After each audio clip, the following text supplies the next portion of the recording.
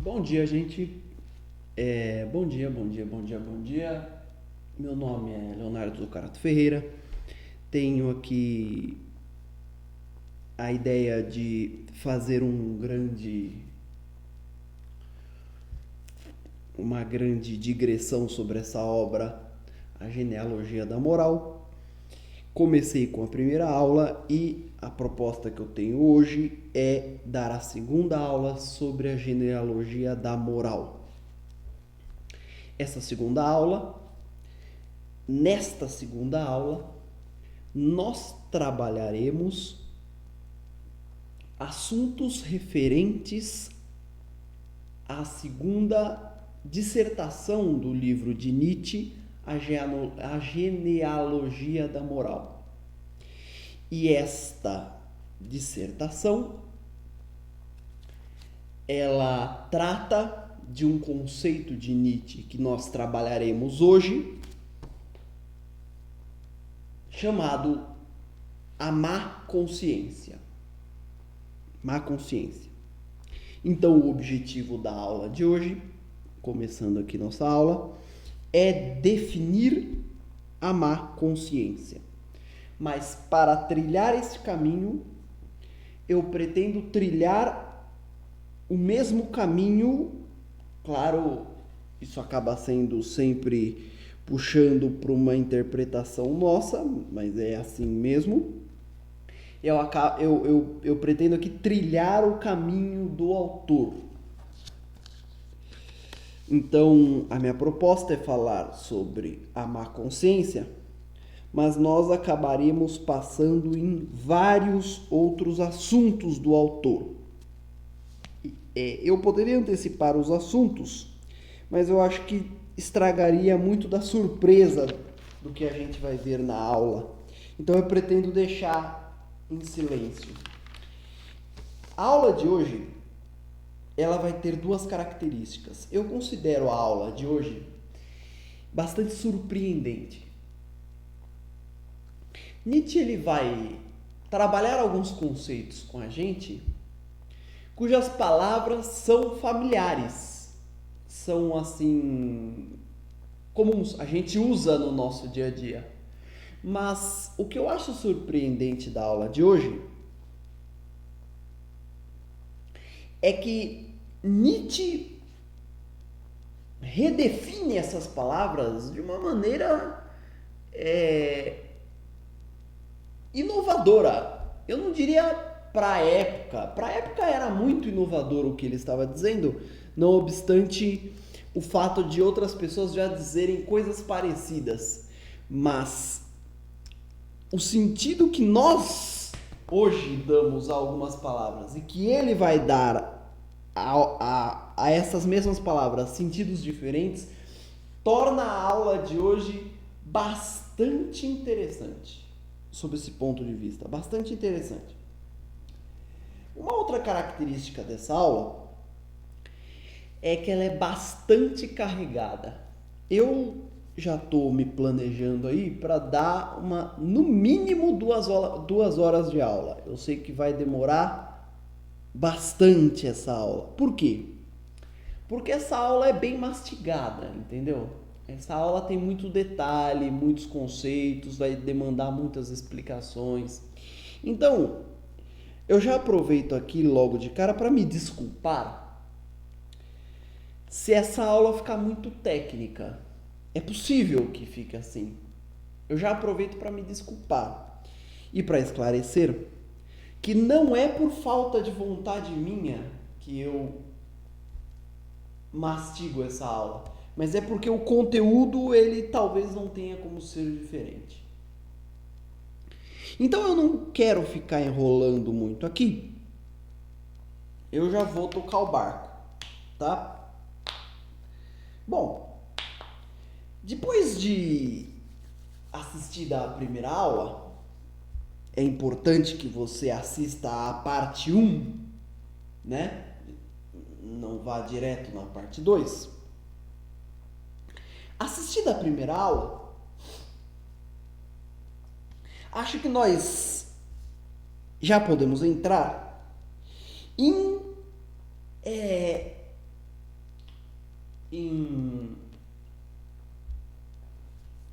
digamos, em um contexto mais psicológico da obra de Nietzsche. Na obra de hoje, na análise de hoje, vocês vão perceber que a análise vai se voltar muito para este lado. Nós vamos começar a aula de hoje construindo uma rápida explicação que vai começar com a seguinte pergunta: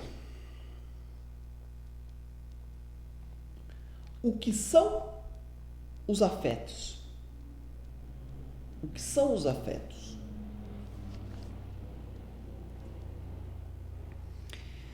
Quando Nietzsche e outros falam em afetos, o que exatamente é isto? Então vamos lá. Vejam o seguinte, como é que Nietzsche enxerga o mundo?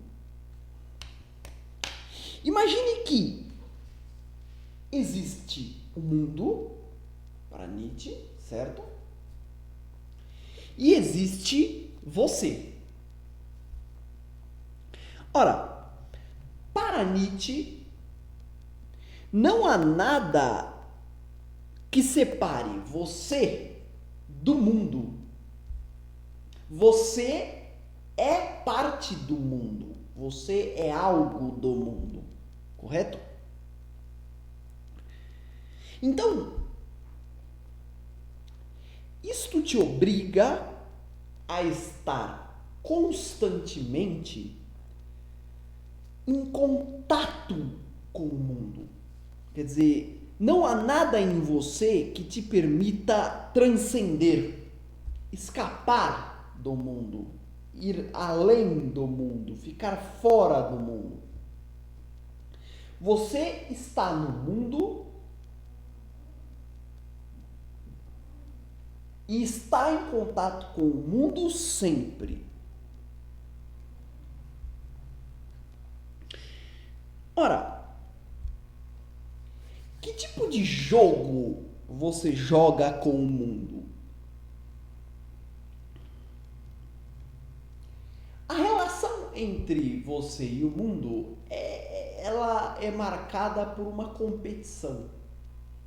A luta, o estado de luta entre você e o mundo é inerente à existência. Acontece a seguinte competição. Quando você vive no mundo,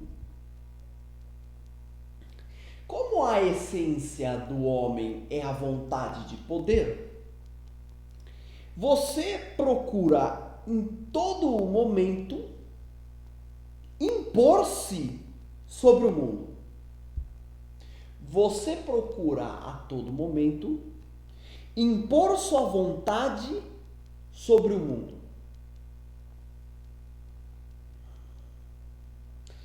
Em suma, você procura a todo momento transformar o mundo em mais de você. Mais de você. Correto? Por outro lado, as outras partes do mundo,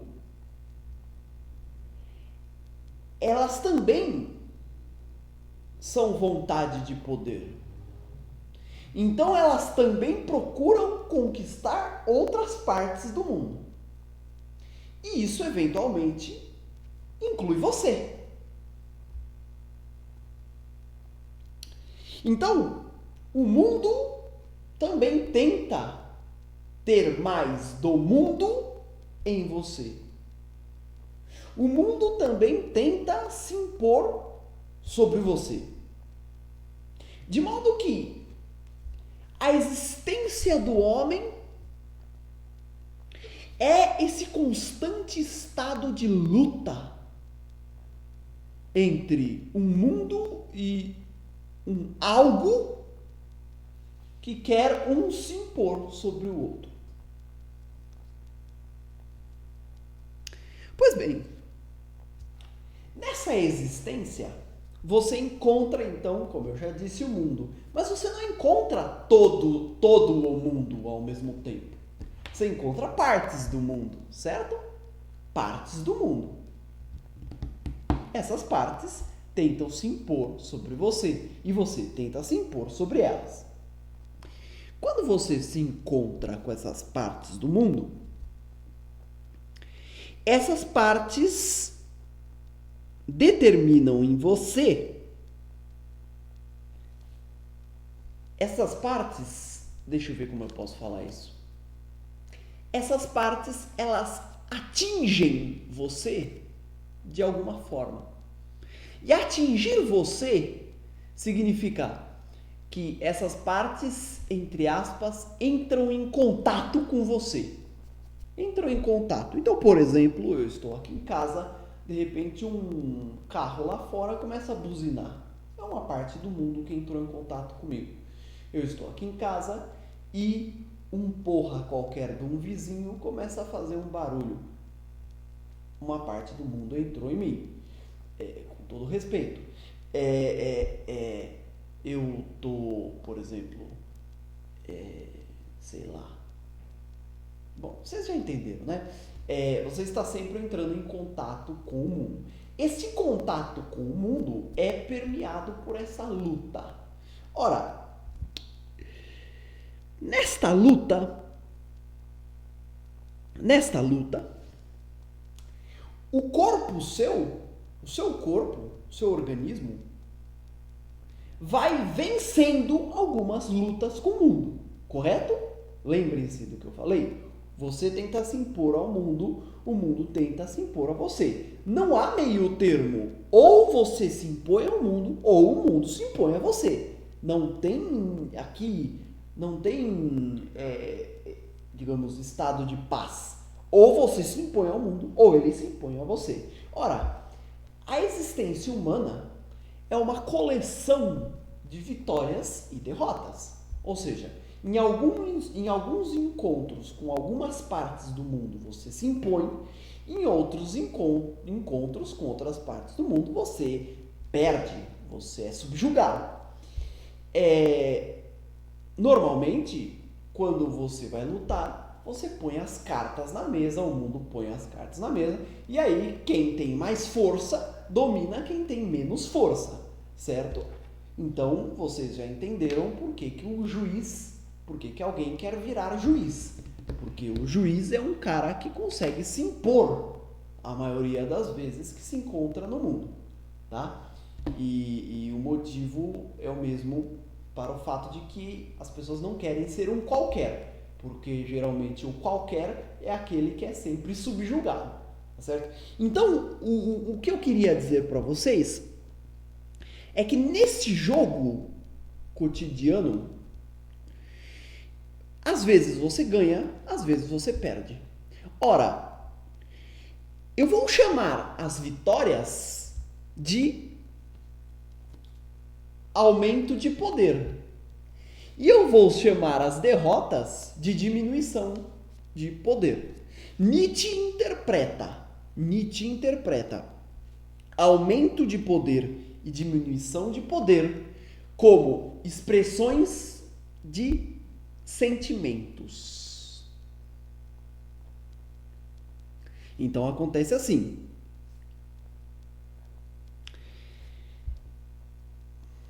O seu corpo,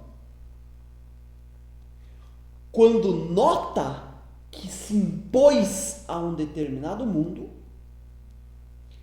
ele nota que seu poder aumentou, porque mais dele no mundo. O seu corpo também, quando percebe que uma parte do mundo se apoderou dele, nota que há menos dele no mundo. Então vamos lá. O seu corpo interpreta essas situações de vida. E ele interpreta essas situações de vida, e essa interpretação é aquilo que nós chamamos de afetos. O que são os afetos? São interpretações que o corpo dá a determinados mundos que nos atingem e provocam ou aumento ou diminuição de poder. E é claro, quando aumento o meu poder, o meu corpo dá um nome a este aumento. Chama-se alegria. E quando diminui o meu poder no mundo, o meu corpo dá outro nome a esta ocorrência. Tristeza. Então veja, alegria é o aumento de poder. E tristeza é a perda de poder. É a perda de poder. Entenderam? Então, isso está assim na base do pensamento de Nietzsche. Então eu poderia aqui dar um exemplo. Eu pensei em dois. O primeiro exemplo que eu poderia dar é da minha cachorra. Eu não sei se o cachorro de vocês faz isso, mas o meu cachorro faz um negócio bastante engraçado. Sabe o quê? Ele late. Latir é algo que parece que é comum para os cachorros aí. Só que às vezes o latido dele, na verdade é dela, mas que se dane, o latido dela me incomoda, correto? Então não sei se vocês entenderam, mas tem horas que eu estou tentando ler a genealogia da moral de Nietzsche e minha cachorra começa a latir. Eu não sei se vocês já tentaram, mas não é nada legal tentar ler a genealogia da moral com um latido de cachorro na orelha. Então, quando ela late, o que eu faço? Eu levanto a minha cadeira, abro a porta do meu quarto, vou até a sala. Normalmente ela está lá na janela da sala porque alguém deixou aberto. E aí ela viu a rua e viu um gato passando, começou a latir. Então eu chego perto da minha cachorra, ela está latindo, né? Eu tô falando um monte de bobagem aqui, mas o importante, por exemplo, é isso. Eu recebi um sinal do mundo, o latido de cachorro, e aí eu me encontrei com o mundo, o cachorro, latindo. Ora, nesse momento, eu viro para minha cachorra e falo assim: Xiu, o que eu estou tentando fazer? Estou tentando exercer o meu poder sobre o cachorro.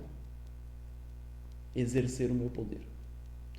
Para exercer o meu poder, eu vou fazer tudo o que eu acho que é necessário para que ela me obedeça.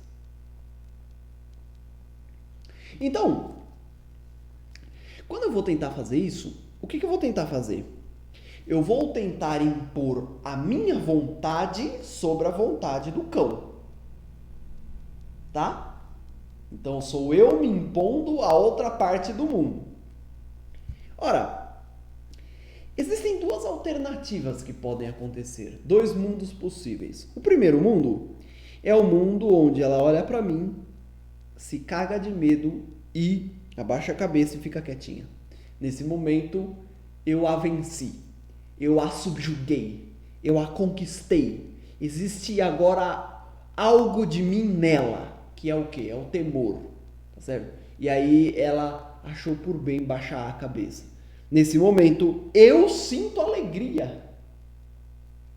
Eu sinto alegria. Mas a alegria não tem nada a ver com ela. Tem a ver com o fato de eu ter subjugado uma parte do mundo.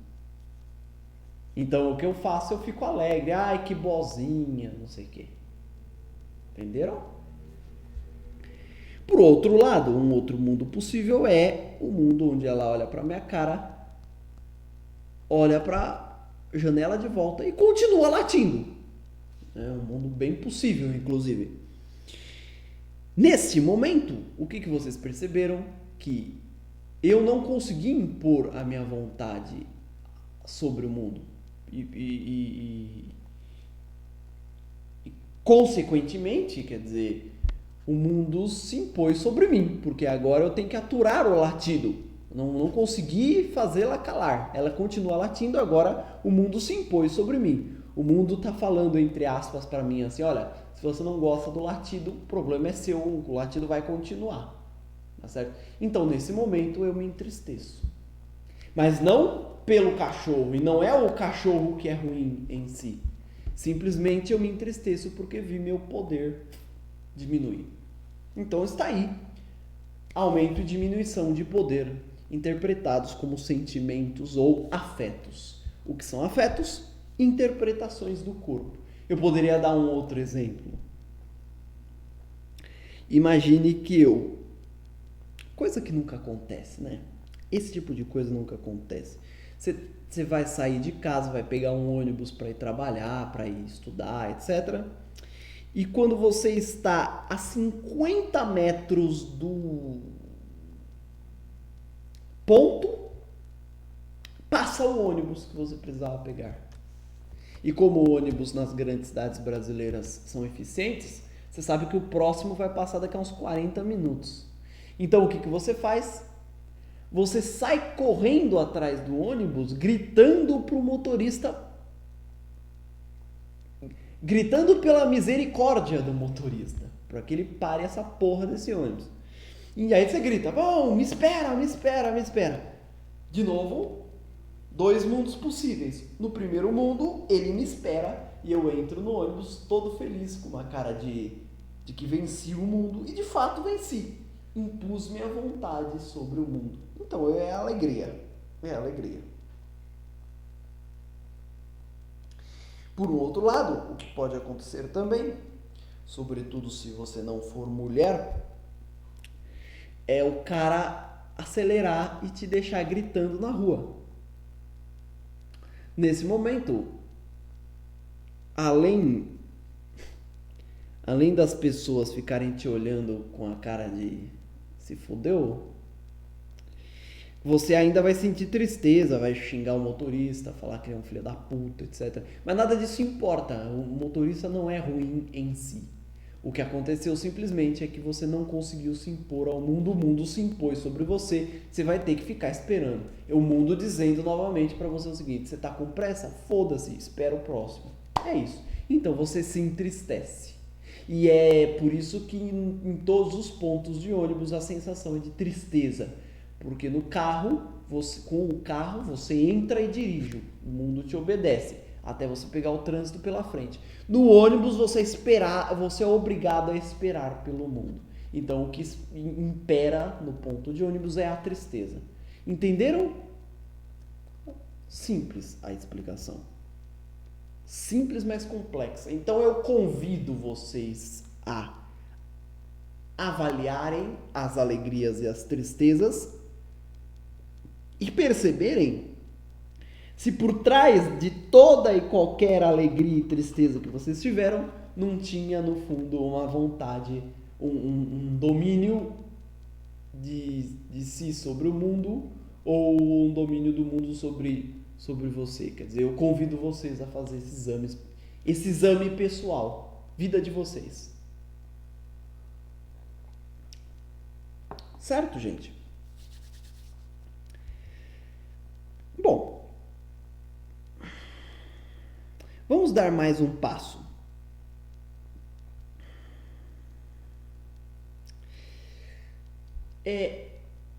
O funcionamento natural dos organismos vivos, ele respeita a seguinte dinâmica. Os afetos, eles, o que são, no fundo? São interpretações do corpo. Ora, o que exatamente do corpo interpreta os afetos? São os aparelhos sensores do corpo. São os aparelhos sensores do corpo. É tudo aquilo que o corpo usa para sentir o mundo. Tato, visão, paladar, em suma.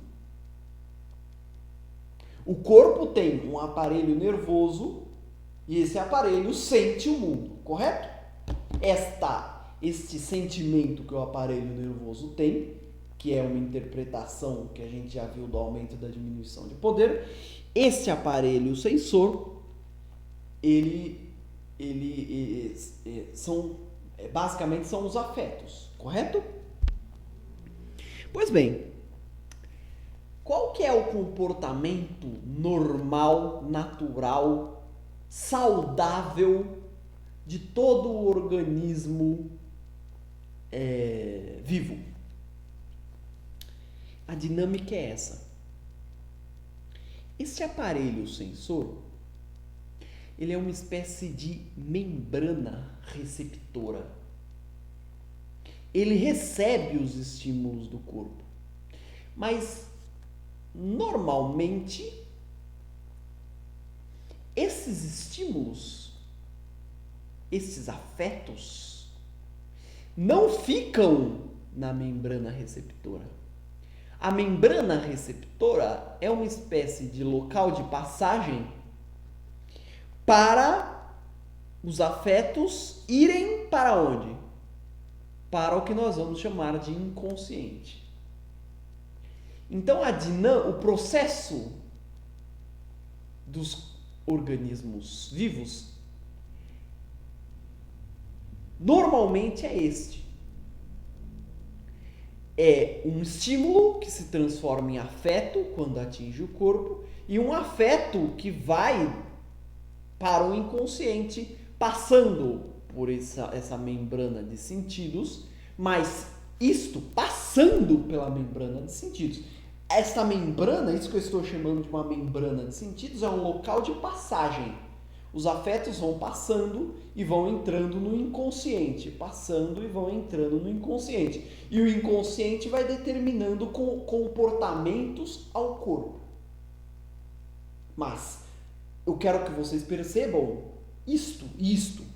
A dinâmica corporal dos organismos saudáveis, ela é uma dinâmica que compreende esta membrana como local de passagem. Aqui vem um ponto surpreendente. Este local de passagem nós vamos chamar de pensamento. Pensamento. Ou seja, o que é o pensamento? É a recepção, digamos, a imagem dos afetos que a gente tem. É a imagem dos afetos.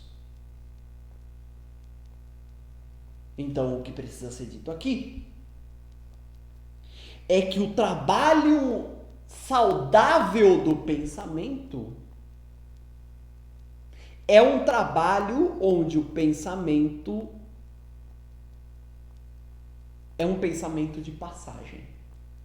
É um pensamento, veja a palavra, fluido. É um pensamento fluido, afetos que fluem, afetos que mudam, afetos que são substituídos. Esta é a ocorrência normal, saudável do pensamento. Certo?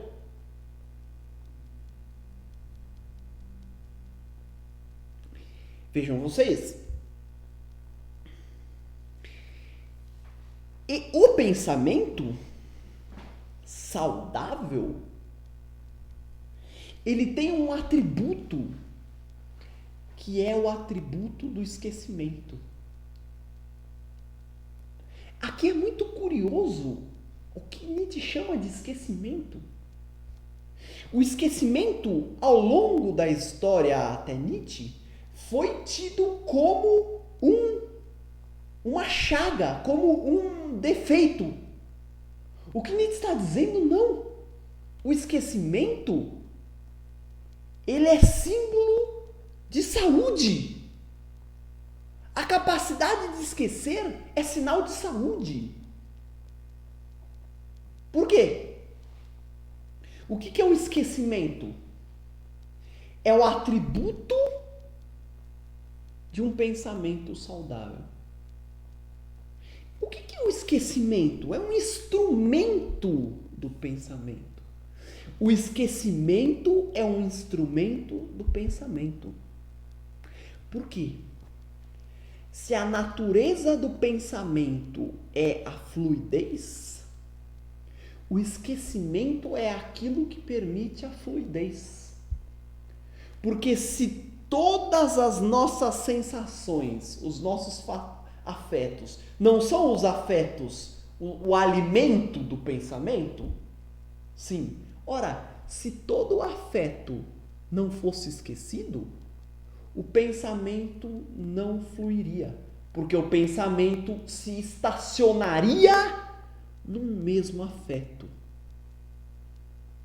É o esquecimento que possibilita essa espécie de limpeza.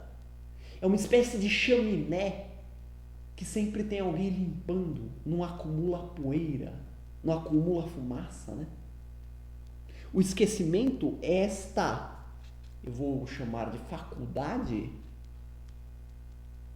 que limpa o pensamento e prepara o pensamento para novas sensações. Um pensamento defeituoso é um pensamento que cristaliza afetos. Nós já vamos falar sobre isso.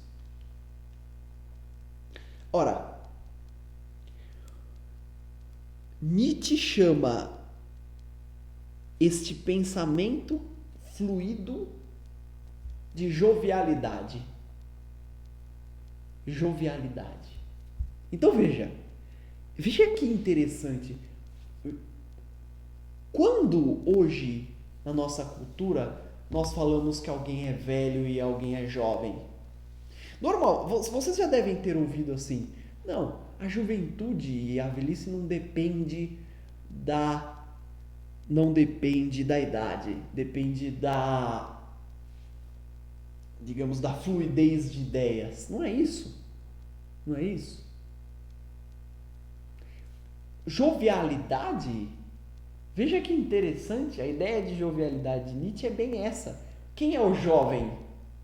O jovem não é aquele que tem 25, 30 anos. O jovem é aquele cujo pensamento é fluido, cujo pensamento está sempre sendo limpado pelo esquecimento, cujo pensamento está sempre pronto para novas ideias. Ou seja, podem existir pessoas de 20, 25 anos que sofram de um pensamento rígido, e pode existir pessoas que velhas, mas que se renovem. Pensamento fluido. Certo? Ora, eu acho que eu já deixei claro. Veja que surpreendente. O defeito da faculdade do esquecimento nós chamamos de memória. Memória! O que é a memória? É o defeito, é o mau funcionamento, é o defeito que a faculdade do esquecimento desenvolveu. O esquecimento é uma força ativa. Ativa. Ela é criadora. Claro. A memória é uma força reativa. Ela é conservadora. O que faz a memória? Veja que engraçado. De novo, a memória sempre foi vista com elogios. Para Nietzsche, a memória é uma força reativa. É o símbolo de algo que não seria interessante, que não é o saudável, não é o jovial. Então veja a sutileza. O que faz qual é aqui qual é o que existe aqui para ser comentado? Quando o pensamento não consegue exercitar o esquecimento, quando o pensamento não consegue se esquecer dos afetos que ele sofreu, né? Você imagina, você vai sendo afetado, certo? Pelo mundo, afetado pelo mundo, afetado pelo mundo. Ora, nas pessoas saudáveis, você tem uma capacidade de limpar esses afetos para permitir que novos afetos entrem. Quando essa capacidade de limpar ela entra em curto-circuito ou ela aparece nela um defeito, afetos que me atingiram não saem do pensamento, eles ficam no pensamento. Então, eles não se encaminham para o inconsciente. Então, a dinâmica que acontece é o seguinte: numa pessoa saudável, um estímulo atinge o corpo, se transforma em afeto, este afeto passa pelo pensamento e vai para o inconsciente. Ora, quando acontece o defeito aqui, no pensamento, o defeito da capacidade de esquecimento, este afeto vem e ao invés dele descer para o inconsciente, ele fica no pensamento, ele se cristaliza no pensamento. Esta é a imagem de um cristal. Ele torna o pensamento algo rígido, ele destrói a fluidez do pensamento. Entenderam? Quando este pensamento se cristaliza, ele impede a entrada de novos afetos. Ele rejeita a entrada de novos afetos. Então, como nós chamamos essas cristalizações? De memória. Então, o que Nietzsche diz é que, em certa medida, todos os homens desenvolveram a memória e precisaram desenvolver a memória. Essa é a questão. A humanidade, diz Nietzsche, precisou desenvolver a memória para sobreviver. Então, a questão que nós vamos analisar agora aqui é a seguinte. Para Nietzsche, vamos agora lembrar do aristocrata, que agora vai ser o homem ativo, e do escravo, que vai ser o homem reativo, para dizer o seguinte. Aqui não se trata do homem que não tem memória, que é o aristocrata, e do homem que tem memória, que é o escravo. Não. Ambos têm esta força reativa. Mas veja agora, aristocrata e escravo usam a memória de jeitos diferentes. Tanto o aristocrata quanto o escravo têm neles a força ativa do esquecimento e a força reativa da memória. Mas os dois usam essas forças de modo completamente diferente. Basicamente, o aristocrata subjuga a memória para usá-la aos seus propósitos. Nós vamos explicar. O escravo se deixa subjugar pela sua memória. Então, o aristocrata subjuga a sua força reativa. O escravo é subjugado pela sua força reativa. Então, o escravo é um homem reativo por excelência. O aristocrata é um homem ativo que subjuga a sua reatividade por excelência. Certo? Então, vamos lá. Eu estou caminhando bem devagar, tá, gente?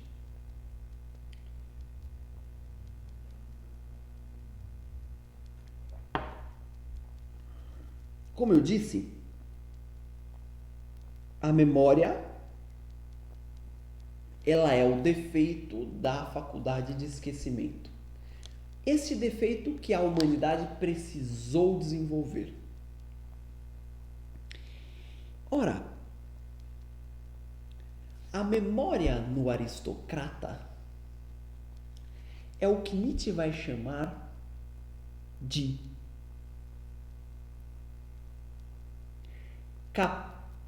capacidade ou poder de prometer.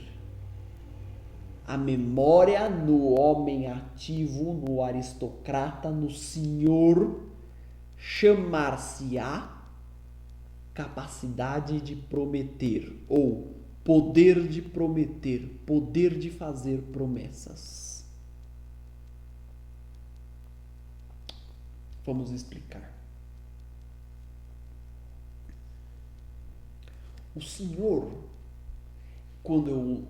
seria interessante sempre você trazer para a sua mente a imagem mesmo do senhor, do escravo. O senhor, vocês se lembram? Ele é o homem que comanda. Ele é o homem que exerce o domínio sobre o outro. Esse senhor, ele,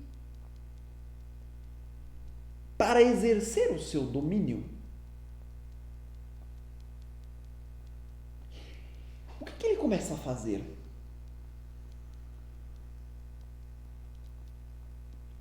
O senhor, quando exerce o seu domínio sobre os escravos, transforma os escravos em seus instrumentos. O senhor passa a usar os escravos em seu benefício, como seus instrumentos. Então, o que o senhor faz?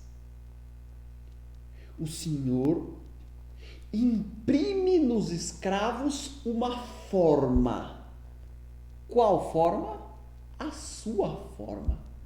Não é bem a sua forma, é a forma que corresponde ao seu interesse.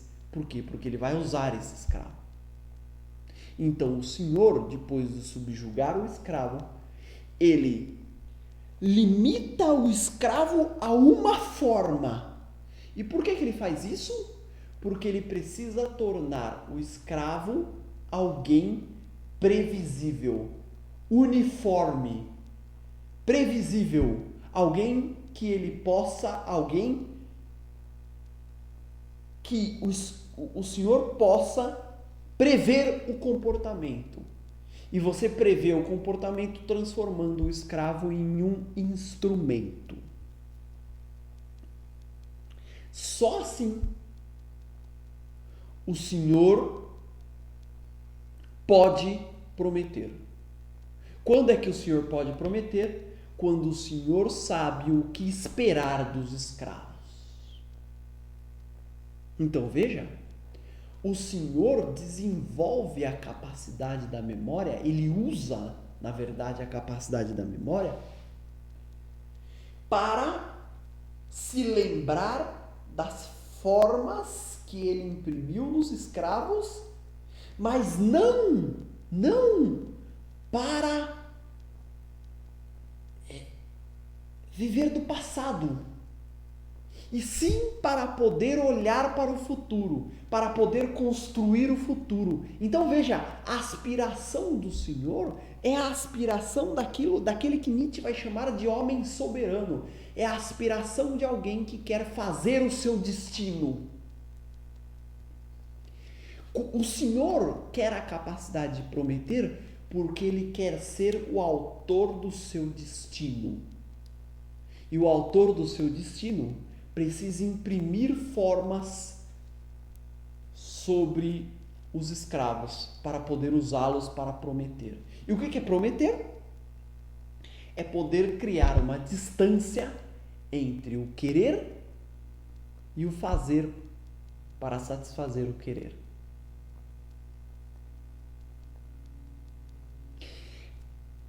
O prometer, a promessa, é a criação que o Senhor promove de um mundo à sua imagem, de um mundo utilizável por Ele, para que o Senhor possa, no futuro, continuar querendo o que Ele já quer. Complexo, né?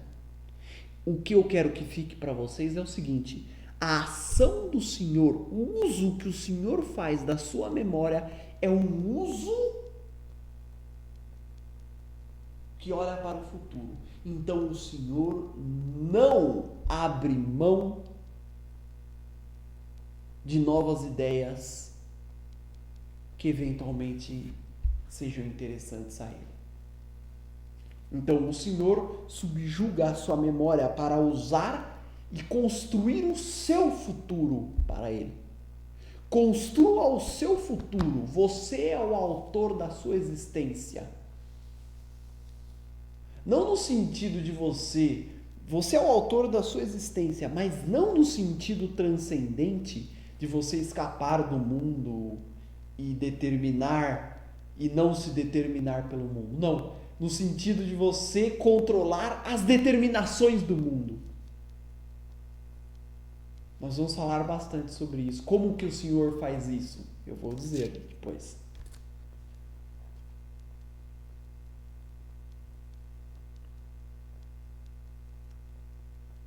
Bom, eu vou falar apenas mais uma coisa, depois nós vamos dar uma pausa neste ponto. Veja, a imposição que o Senhor faz de uma universalidade sobre o mundo e sobre os escravos ganha em Nietzsche o nome de moralidade dos costumes.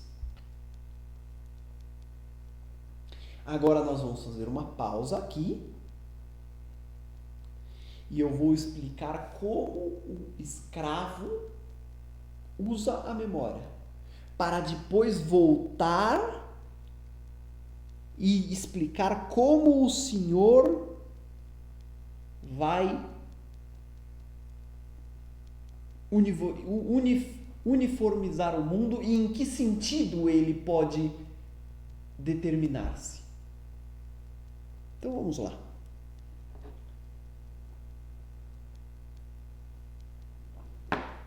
Bom, o Senhor, quando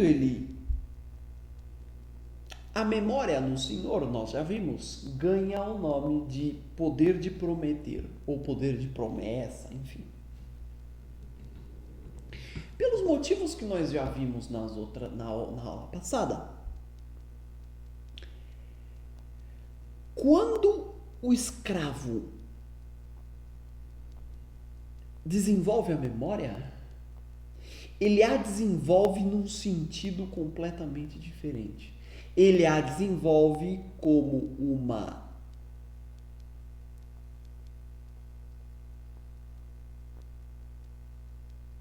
um sentido de autopreservação, de autoproteção. Então veja vocês, o escravo é aquele que se deixa levar pela sua força reativa, pela sua memória.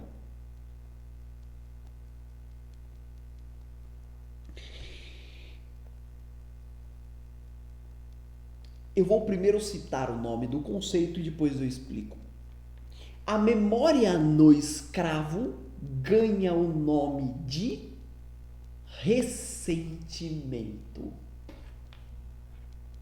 E o que é o ressentimento? É a imposição.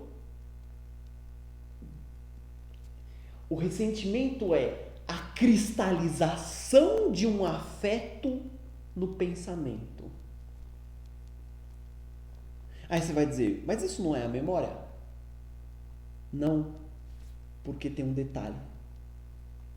A memória é a cristalização de um afeto no pensamento.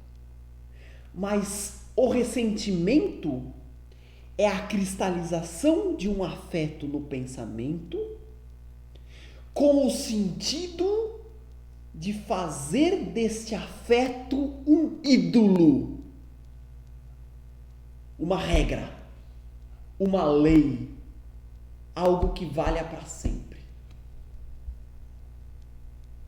O escravo transforma o afeto cristalizado em um ídolo. E aí ele passa a viver daquele afeto. Então o escravo transforma aquele afeto num passado presentificado.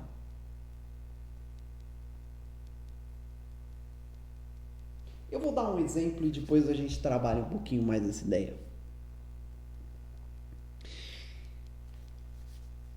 Imagine que você quer ver como que funciona isso? Vou te dar um exemplo. Imagine que você tem seus 16 anos. E com 16 anos, você está na escola. Não, melhor, você... Deixa eu ver. Você vai na boate X. Na boate X. Boate, né? Pô, no bar, vai. Você tem 16 anos, você vai no bar X. Você não vai beber, lógico. Claro que não. Você não vai beber porque, né? Menores de 18 anos, por favor, não faça isso. Bom, você vai no bar X, você tem 16 anos, e lá você conhece uma garota. Loira, olhos azuis, é a garçonete. Também tem 16 anos. E você se apaixona por ela. E ela por você. E vocês vivem um grande romance. 3 meses arrebatadores. Só que aí, repentinamente, ela fala pra você assim: depois de 3 meses, quero terminar com você. Aí você fica com aquela cara de espanto. Por quê? Ela fala: é porque eu me apaixonei ali pelo Tonhão,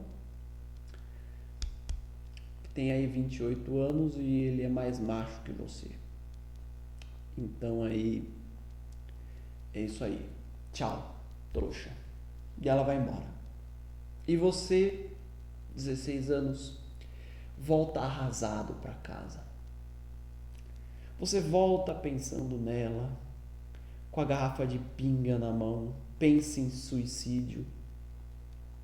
Mas no final das contas você acaba sobrevivendo, sabe? Este afeto, a dor, ele, digamos que você seja um reativo e que seu pensamento não consiga limpar este afeto. Todo este afeto que você sentiu nesses 3 meses cristaliza-se na sua memória. E cristaliza-se na forma de um ressentimento. O que é o ressentimento?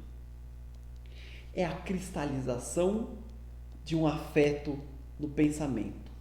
Então agora, aquele pensamento que originariamente era local de passagem, ele se torna lugar de fixação. Por quê? Porque esses afetos que você viveu com a loira não vão para o inconsciente, eles ficam no consciente, porque você fica lembrando toda hora disso. Toda hora você lembra dela. Você não consegue esquecer, você não consegue se desvencilhar desses afetos. Esses afetos não saem de você.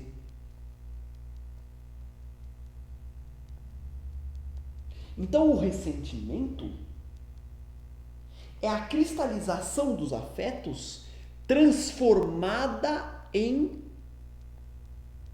passado presentificado. Não sei se você está me entendendo. A coisa é assim, vai. O que é a memória? É a cristalização dos afetos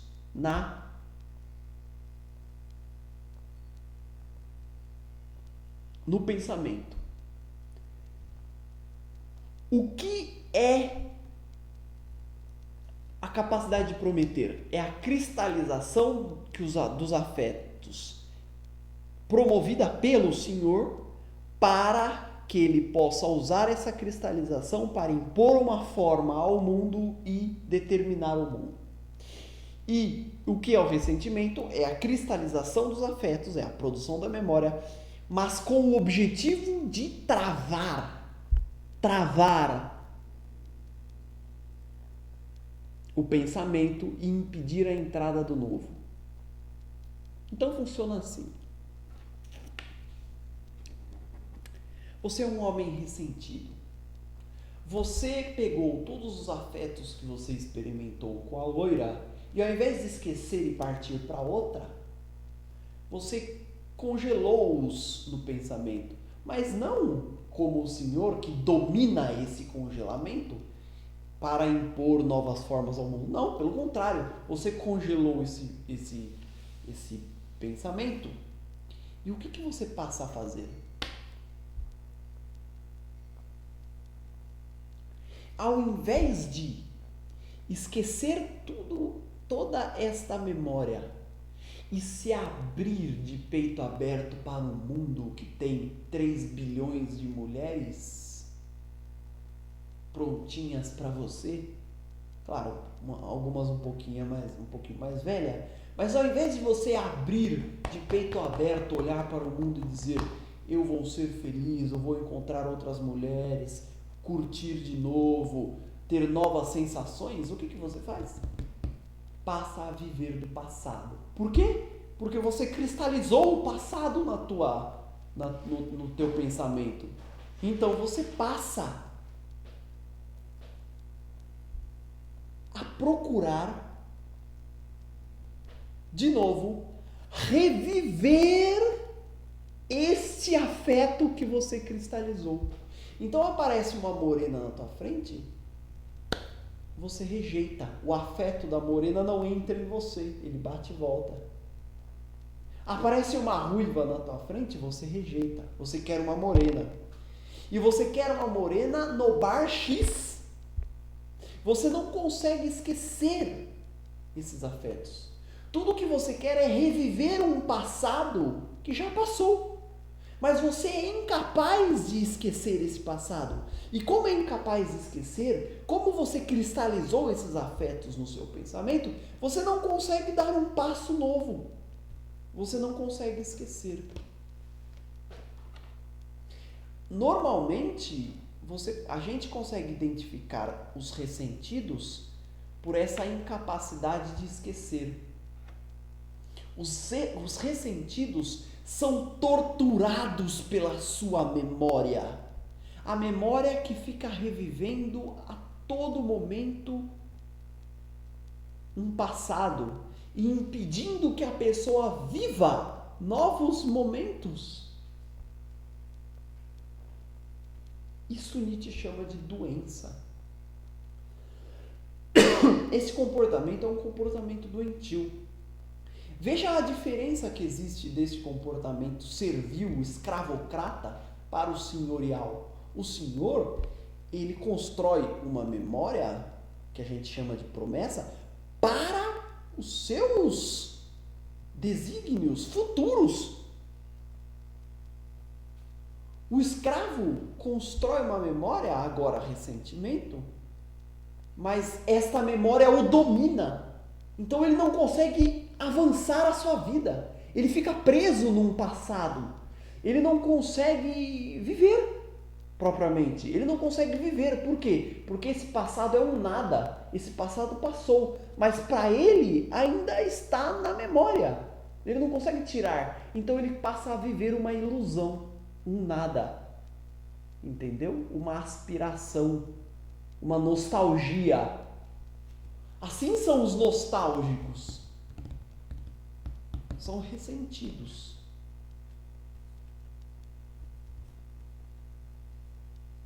Então perceba, o ressentido,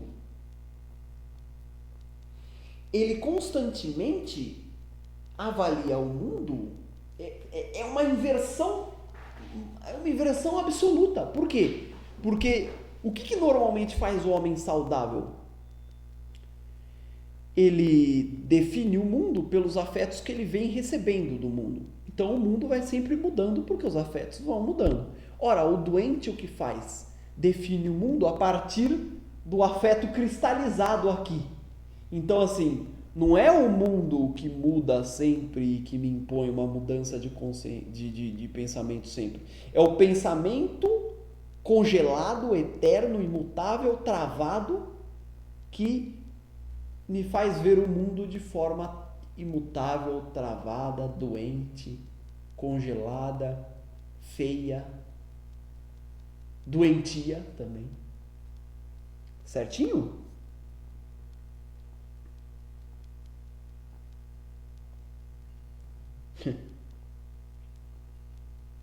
Então, o doente passa a ver o mundo tal qual a imagem congelada dele. Então, isso se chama convicções, né? Convicções. As convicções são muito bonitas. Quando? No momento em que você tem essas convicções. Porque quem tem convicções? Um corpo.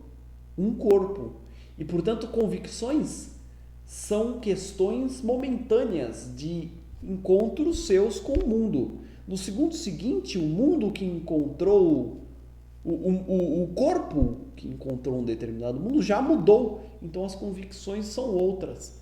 Aquele cara que vive das mesmas convicções é um homem nostálgico do passado. E é um homem triste por excelência, porque é um homem que o pensamento dele está voltado para um nada. Então ele vai abandonando a vida. Como você, com 16 anos, vai abandonando as possibilidades de vida em nome de querer reviver aquele passado com a loira. Então é isso. Fechando a questão, o que é ressentimento? É a cristalização de afetos no pensamento. Quando esses afetos são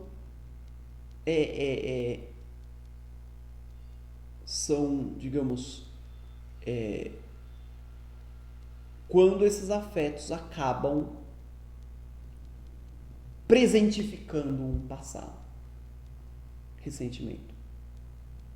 Quer dizer, esses afetos impedem a entrada de novos afetos. Você passa a não se afetar mais pelo mundo.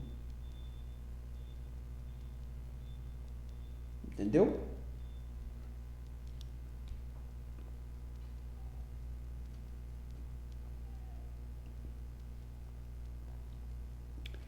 Pois bem, vamos voltar àquele ponto que nós deixamos de lado. O Senhor, para desenvolver a capacidade de prometer, ele precisa uniformizar o mundo e os outros. Então ele precisa cristalizar uma forma, memória, mas não com o objetivo de se proteger dos novos afetos e simplesmente viver do passado. Não. Com o objetivo de transpor aquela forma para o mundo e conseguir prever o mundo. Quer dizer, conseguir criar um mundo previsível, na verdade. E aí conseguir prometer, conseguir apoderar-se do seu destino. Aqui vem um ponto-chave. Entramos aqui num ponto-chave. Como o Senhor impõe essa forma ao mundo? Melhor, como o Senhor impõe essa forma aos escravos?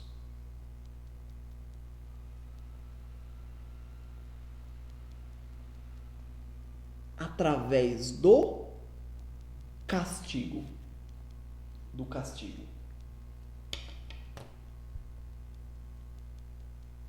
Então, o que é o castigo?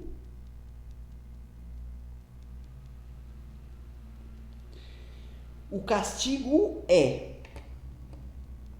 o instrumento que o Senhor adota para uniformizar o mundo. E o proceder do castigo é sempre o de punir fragmentos do mundo de modo a direcionar os instintos para o lado que interessa ao Senhor. Né? Então vejam só.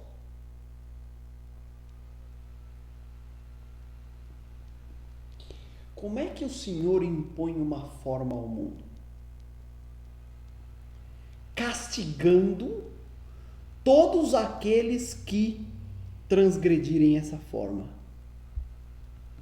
O Senhor não tem a forma. Quer dizer, o Senhor não se submete à forma. O Senhor cria a forma. Ele é um criador de valores. Mas ele impõe esta forma. E impõe como? Com o castigo. Então, o castigo no Senhor é algo externo. O castigo no Senhor é a própria externalização do seu instinto de crueldade. O Senhor sente prazer em ir podando o mundo para ter uma forma.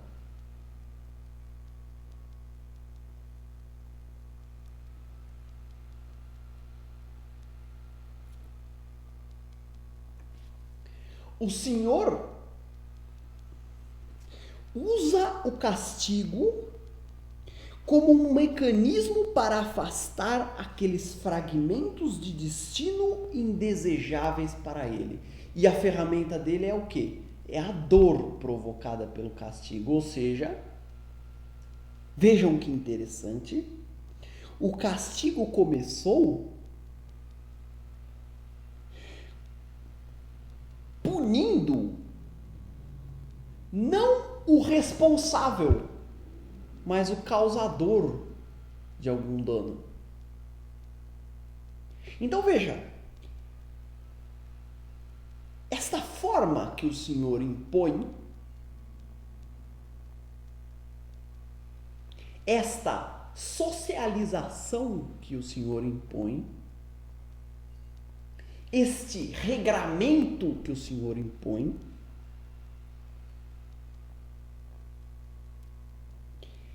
ele tem seus limites, certo? Uma forma, toda a forma tem limites.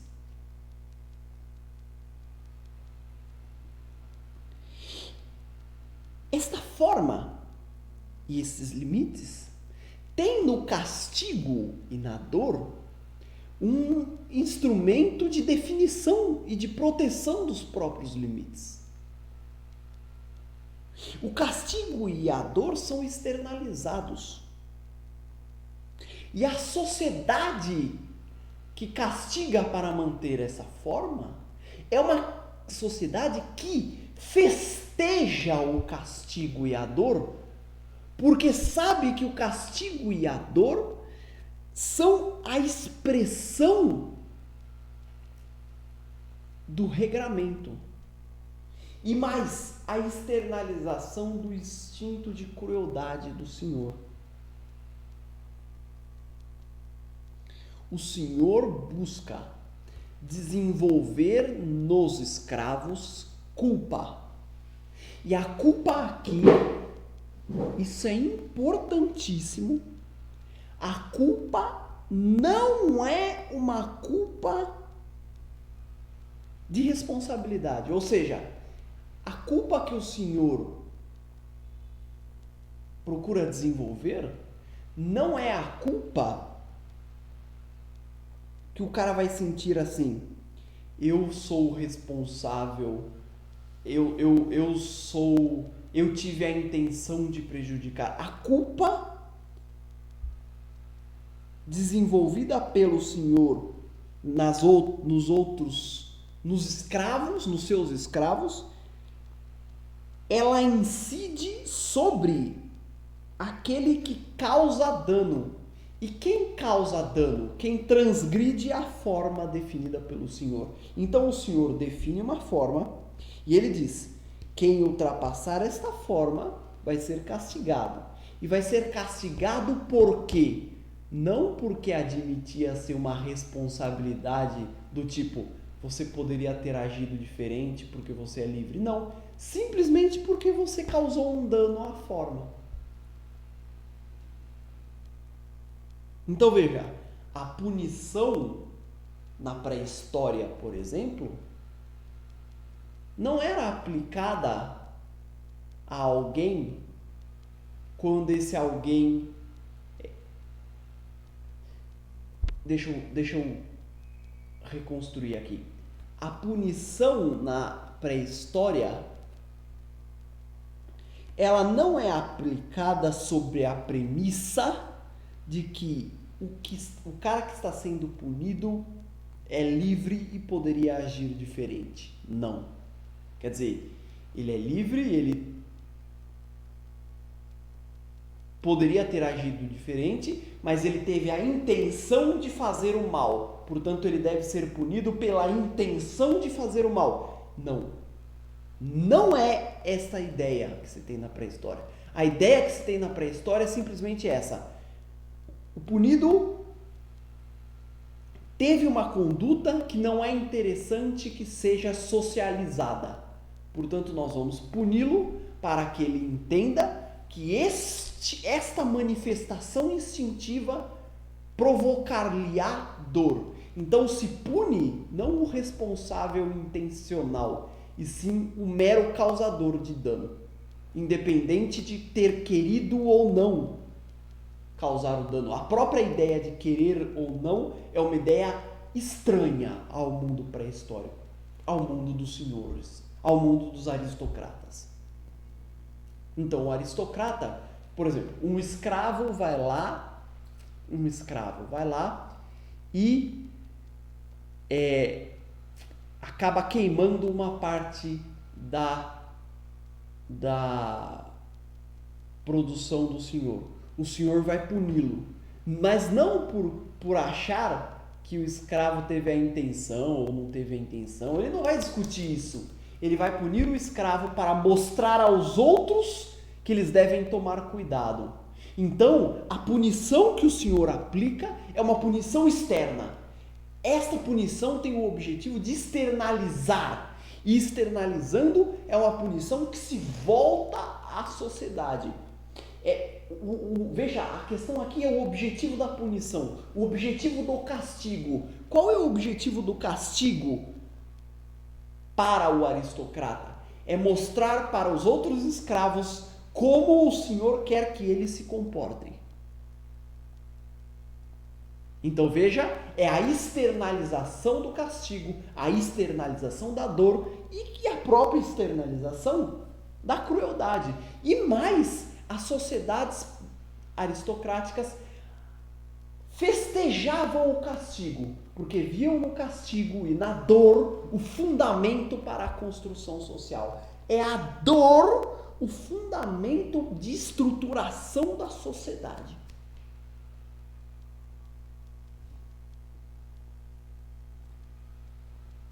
O causador de dano, ou do dano, independente de ter tido a intenção de causar ou não ter, isso pouco importa, o causador do dano deve ao prejudicado um direito. Qual? O direito à crueldade. Então funciona assim. Aquele que causa dano ao outro era condenado no mundo aristocrático, aquele que causava dano era condenado a sofrer o dano que ele causou. Lembre-se lá do Hammurabi, Código de Hammurabi, né? O causador do dano é condenado a sofrer o dano,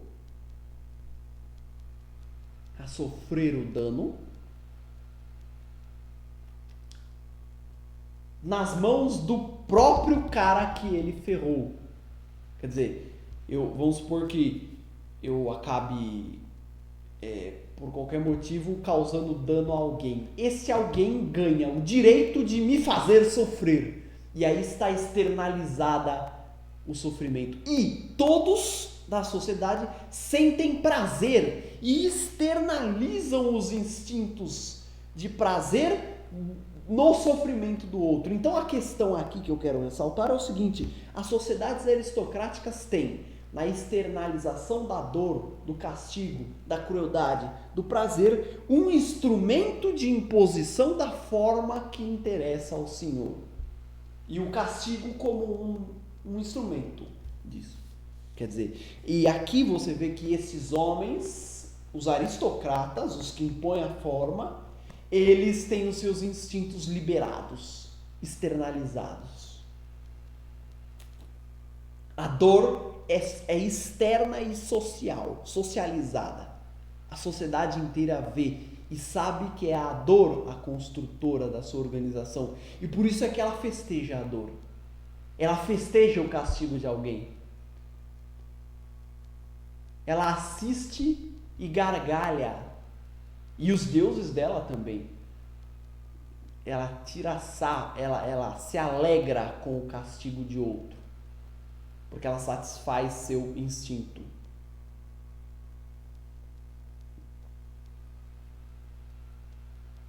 Ora, amigos, o ponto que nós já vimos na outra aula, eu gostaria de repetir para aprofundar.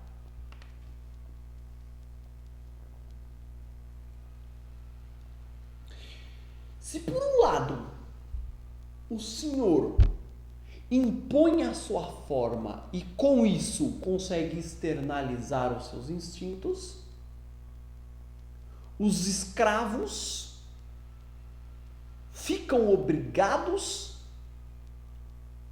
porque foram subjugados, a aceitar a forma que o Senhor tem para eles.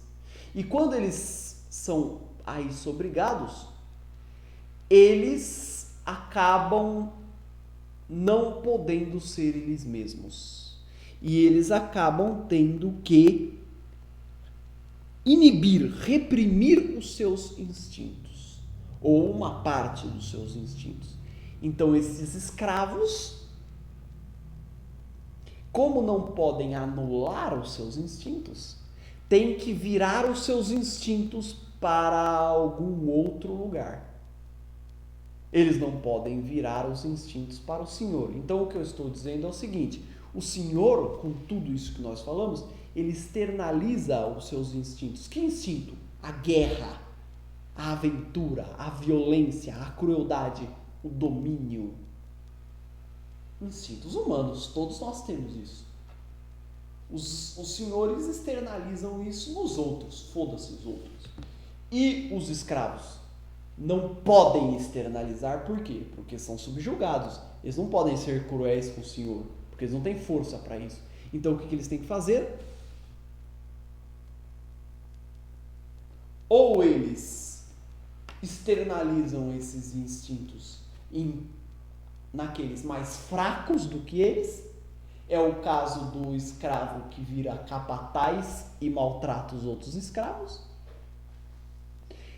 É o caso do trabalhador humilde que é esfolado no seu trabalho e depois desconta na mulher, nos filhos, ou se ele é impedido de descontar nos outros, o que lhe resta? Internalizar os instintos. Então, sendo impedido de externalizar os instintos, o que ele faz? Volta esses instintos contra ele mesmo.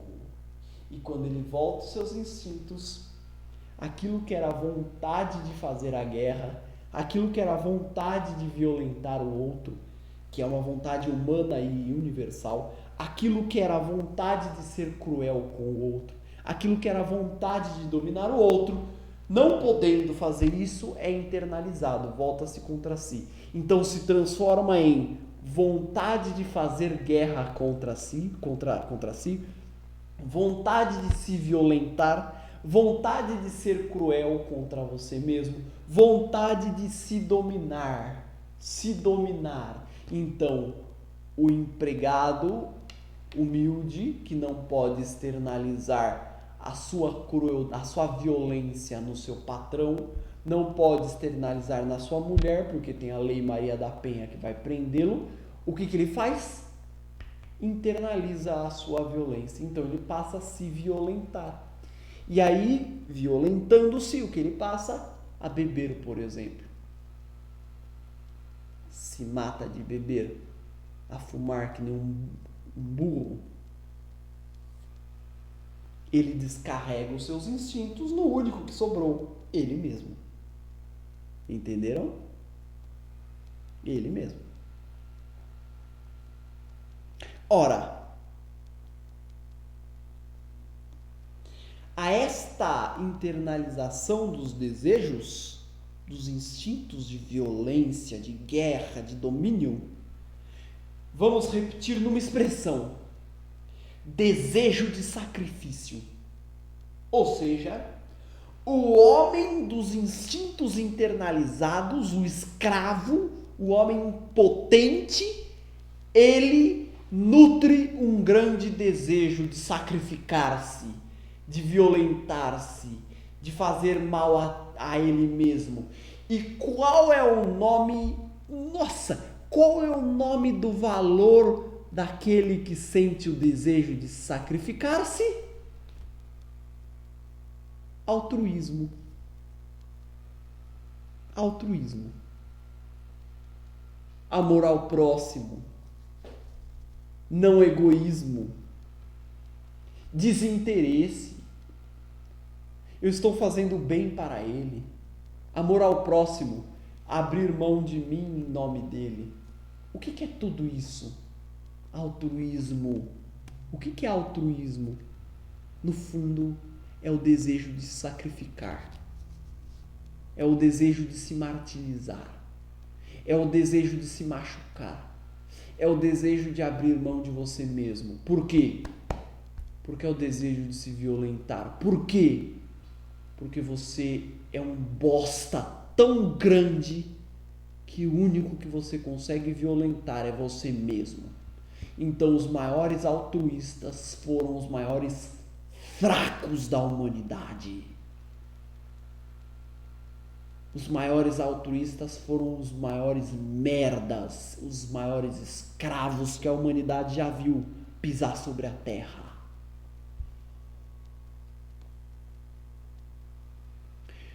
O homem dos desejos internalizados vira esses desejos contra ele e passa a cavar uma grande caverna dentro dele. Nasce a alma.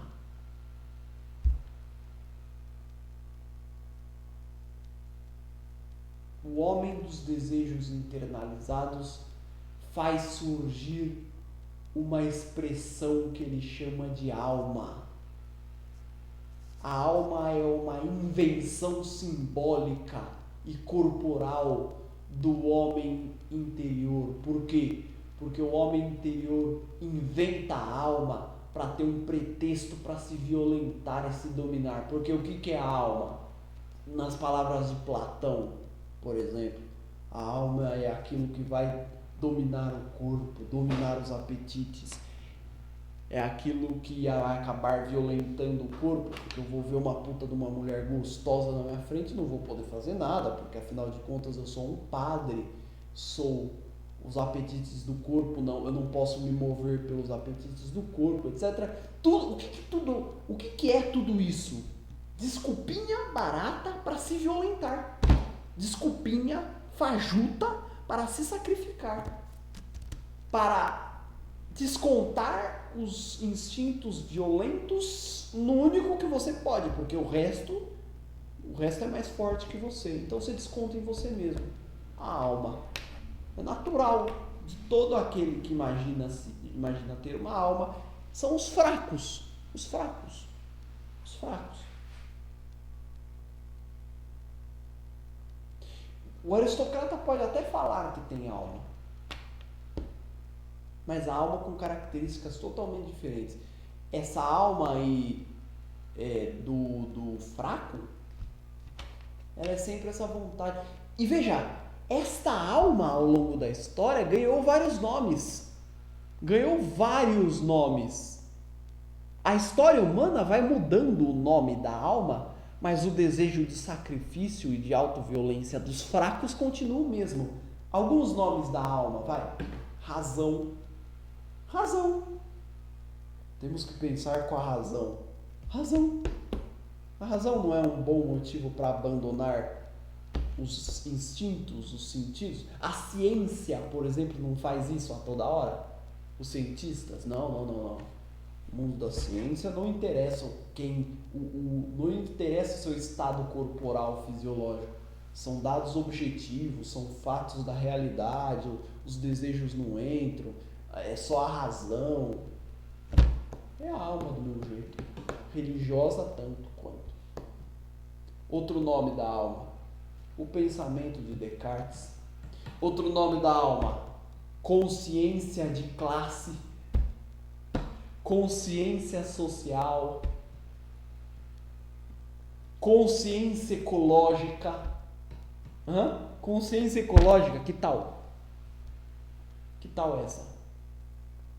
Outro nome da alma, cidadania. Que tal cidadania? Vejam se todas essas palavras não são pretextos para sacrifícios que nós gostamos de fazer. Nós, os fracos, né? Quer dizer, nós gostamos de fazer sacrifícios, de ser altruístas. Por quê? Porque é a única maneira que a gente tem de praticar a violência. Contra a gente é o que sobrou. O forte pratica a violência contra o outro. O fraco inventa uma alma e se violenta com ela. E como a palavra alma saiu de moda, ele investe esse desejo de sacrifício, esse desejo de altruísmo, com outros nomes: consciência social, consciência de classes, vontade de comunismo, vontade de democracia, cidadania, e por aí vai. Engraçado que você pega qualquer documento do MEC, do Ministério da Educação, e lá sempre fala: formar os cidadãos para a cidadania. Não sei o que. A escola já admite que é uma formadora de fracos. É assim. O governo já falando assim: olha, se quiser violentar alguém, nem olhe para mim, violente-se a si mesmo. Não pense em me destruir. Claro. É isso. E, bom, aonde vai terminar isso? Vai terminar o seguinte: aquela culpa que as sociedades aristocráticas impunham aos seus viventes ali, que tinha todo um sentido externo, acaba virando uma grande vontade de se culpar. Então aqui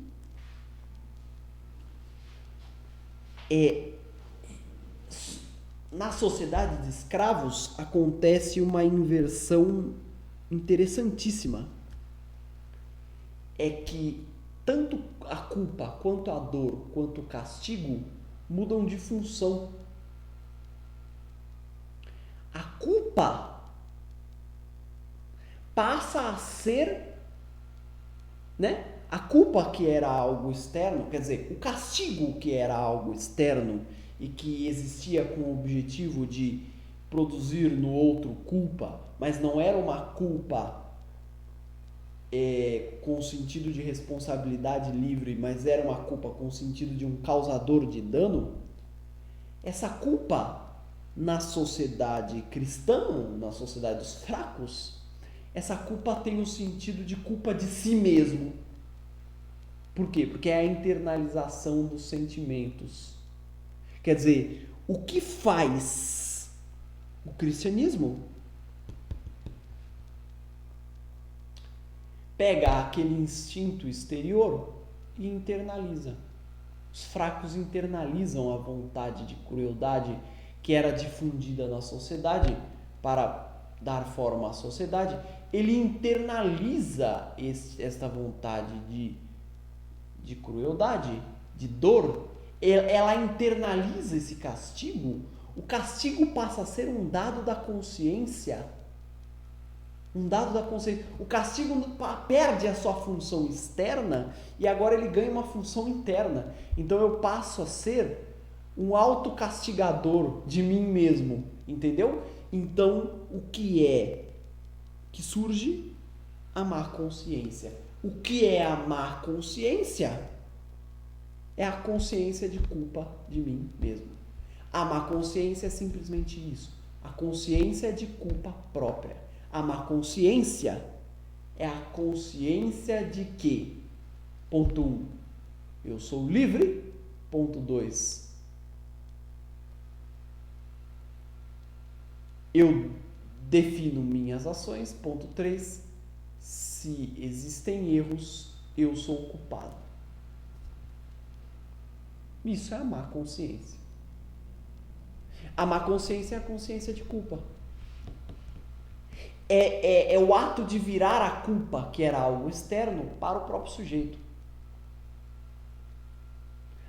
Veja, nas sociedades aristocráticas não existia nem a culpa é dele e nem a culpa é minha. Existia o quê? Culpa. Mas a culpa não era questão de responsabilidade, como se o indivíduo pudesse decidir livremente. Não. A culpa era questão de causar um dano. Punia-se o causador do dano. A sociedade cristã, internalizando a vontade de crueldade, cria o conceito de livre-arbítrio. Para quê? Para poder culpar o indivíduo. Para poder virar a culpa contra o indivíduo. É para isso que serve o livre-arbítrio. E agora, o indivíduo passa a olhar para ele mesmo e dizer: eu tenho culpa, eu sou o culpado. Isso não é outra coisa senão a má consciência. A má consciência é achar que você tem culpa do que te acontece. E pior, depois algumas pessoas ainda fazem o quê? Passam a apontar dedos para o mundo e dizer que as pessoas são culpadas pelos seus atos. Mas não no sentido de causarem dano, e sim no sentido de terem a intenção. Então é a coisa assim mais arrogante do mundo, porque as pessoas passam simplesmente a olhar para você e dizer assim: você é livre, você poderia agir diferente e você não fez porque não quis. Então agora eu vou te prender, não porque você causou um dano, mas porque teoricamente você poderia agir de outro modo. Quer dizer, você pega, o cara tá jogando bola, aí o cara tá na zaga, aí ele dá uma puta de uma furada, entrega a bola pro atacante, o atacante faz o gol. Aí o time inteiro olha para ele e fala: você é o culpado. Como se não houvesse por detrás dessa atitude uma determinação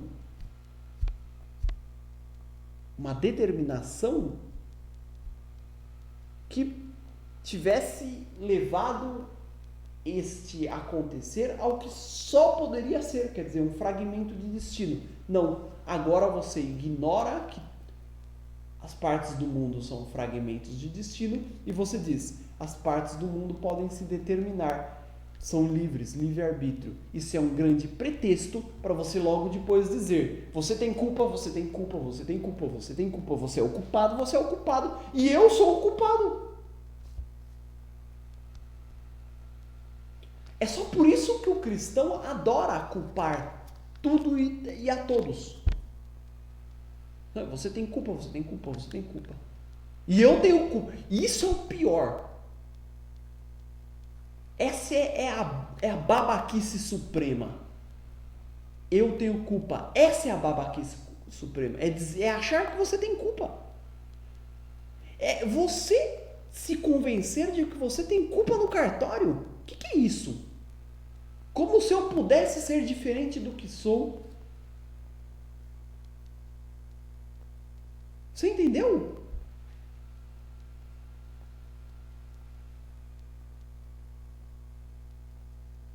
Imagine que você cometa um erro qualquer e você começa a se culpar. Mas espera aí, você poderia agir de modo diferente? O que é isso? Você não pode ignorar que o que você é um fragmento de destino. Você é irresponsável pelos seus atos. Você não tem responsabilidade, você é um fragmento de destino. Todas as ações são consequências de destinos passados que te impeliram a elas. Você não tem responsabilidade. Lembre-se das aulas do Crepúsculo.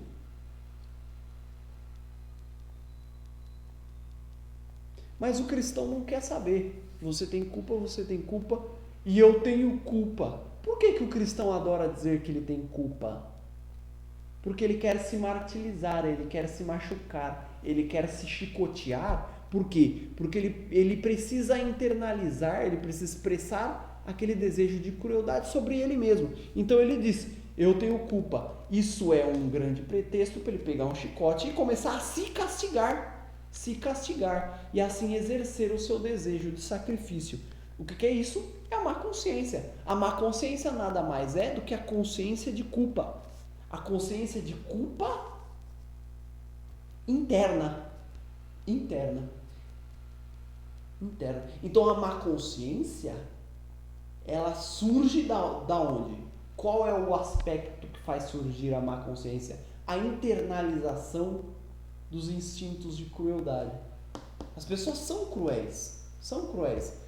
Na aristocracia, a crueldade era socializada, era externalizada e servia para construir a sociedade. Na sociedade de escravos, que é o cristianismo, a crueldade é internalizada. A dor é internalizada. O indivíduo passa a sofrer por ele mesmo, como se ele fosse responsável pelo seu destino. Entenderam? Má consciência. Certinho. E é claro, aonde que isso vai terminar? Vai terminar no seguinte: em nome da inocência interior, em nome de afastar a culpa que ele mesmo disse que ele tem interiormente, o fraco vai acabar declarando guerra ao mundo exterior, declarando guerra aos seus instintos, declarando guerra ao mundo. Vai passar a interpretar a vida como um imenso castigo por pecados que supostamente ele cometeu. Então ele vai dizer assim, teve um homem chamado Adão, numa puta que pariu de um lugar que ninguém conhece, que ninguém nunca viu esse porra desse Adão. O cristão vai virar para mim e vai dizer o seguinte, olha, teve um Adão que fez uma puta de uma cagada com um Deus aqui que eu tirei da cartola, Tá certo? E esse Adão aí, agora nós temos que pagar pelos pecados dele. Então o sofrimento não é mais um dado natural do mundo, não. Ele é um castigo. A sua vida de merda, a vida de merda do cristão, o cristão interpreta a sua vida de merda como um castigo por um pecado suposto que ele cometeu, né, em nome da humanidade. É um castigo e ele deve se martirizar, se culpar por esse castigo, aceitar este sofrimento, se resignar com este sofrimento e viver em nome de Deus, para que possa ter,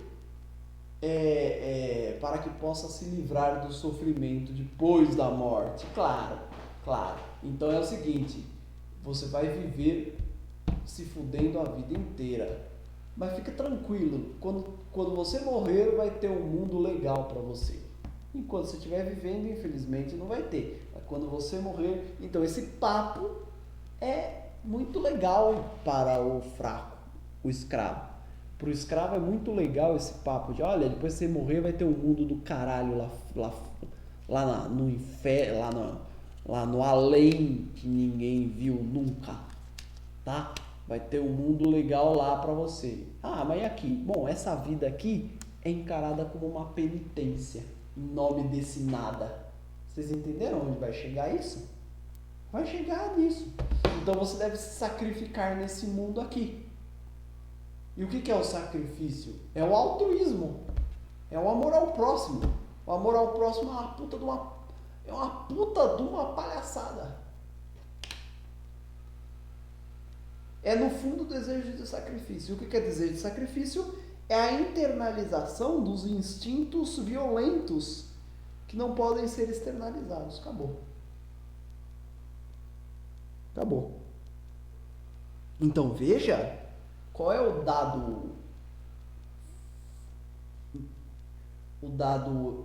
essencial que você tem que notar, é que se na sociedade aristocrática a dor era externalizada e portanto era vivida na vida e era reconhecida como fundamental para que a vida fluísse, na sociedade cristã a dor, o fundamento da dor, né? Não a dor em si, mas o fundamento da dor sai da vida e vai para a morte. Sai da vida, não, na verdade, desculpe, errei.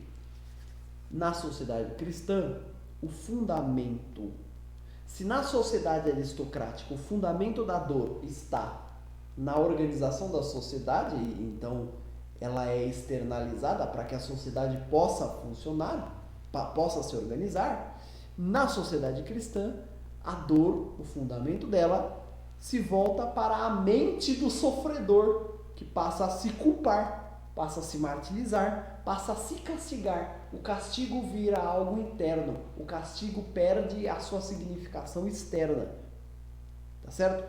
E aí acontece algo incrível, incrivelmente descrito por Nietzsche. Se antes o espectador da dor nos aristocratas era a própria sociedade, agora quem é o espectador da dor na mente da má consciência do culpado? Quem é o único espectador da dor? É o Deus sedento de sangue, o odioso Deus do Velho Testamento. É o Deus que é um garotinho de 5 anos com um estilingue esperando você errar. É o Deus. É o Deus.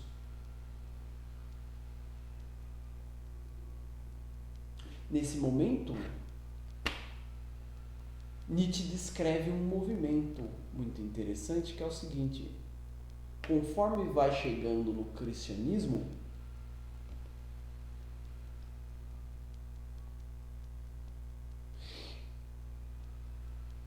a moralidade que vai se impondo vai obrigando cada vez mais os escravos a internalizarem as forças. Isto vai obrigando cada vez mais o crescimento do sentimento o crescimento da má consciência, o crescimento do sentimento de culpa de si. Por sua vez, isso faz crescer mais ainda o único telespectador, o único espectador desta mente sofredora, Deus. Veja que engraçado. Vocês lembram o que eu disse? Aquele que causava a dor tinha uma dívida com aquele que tinha sido sofrido o dano, né? Aquele que causou o dano era obrigado a se submeter à crueldade daquele que sofreu o dano. Causador do dano, o que sofreu o dano. O que sofreu o dano na sociedade aristocrática tem o direito de fazer o causador do dano sofrer. Então, a externalização da dor para corrigir este fragmento de destino indesejável. Tá? Quando a questão da dor, do castigo, se torna uma questão interna, uma questão da mente, uma questão da culpa, da minha culpa, da eu sou culpado, o espectador se torna Deus, correto? Então veja, Deus vira o credor do dano.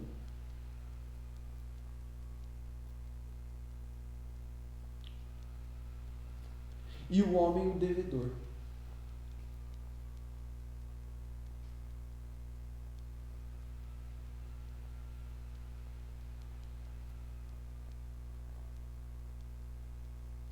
Então, para terminar a aula, o movimento que Nietzsche descreve é o seguinte: quanto mais a moralidade dos costumes é imposta pelos senhores, mais os escravos são obrigados a internalizar seus instintos. Quanto mais isso acontece, mais o sentimento da má consciência cresce. Quanto mais a má consciência, o eu sou culpado, cresce, mais tem que crescer o espectador deste homem que se culpa mentalmente. Deus cresce. Ora, quando os escravos fazem a revolução, descrita na aula anterior, eles mudam os valores, eles mudam o valor dos valores, como eu já disse na aula anterior. Então eles transformam este Deus, espectador cruel e sanguinário, eles transformam num Deus amoroso. Num Deus do amor ao próximo. É neste momento que a palavra ódio é substituída por amor ao próximo, no Novo Testamento. Lembre-se que o cristianismo é a vitória dos escravos, a vitória definitiva dos escravos. Lembre-se que a crucificação é o marco. Eu disse isso na outra aula. Pois bem, qual é a grande mensagem do cristianismo? É o amor ao próximo. É o amor ao próximo, com tudo. Certo? O Velho Testamento reina o quê? O amor ao próximo? Não, reina o temor a Deus. Então é sinal que o valor dos valores ainda não foi mudado. Então ainda estamos no âmbito do ódio. Deus que é um espectador malvado. Ora, quando Deus é transformado de um espectador malvado em um ser amoroso que te ama e faz o teu bem, o que isto significa? Simplesmente que os cristãos venceram e mudaram, inverteram o valor dos valores. Então o que era ódio virou amor. Eles inverteram o valor. A única coisa que eles fizeram é o seguinte, olha, aquele ódio agora passa a ser algo positivo. E aí eles colocaram uma palavra lá para dar um tom de positividade, amor ao próximo. Entenderam? Entenderam?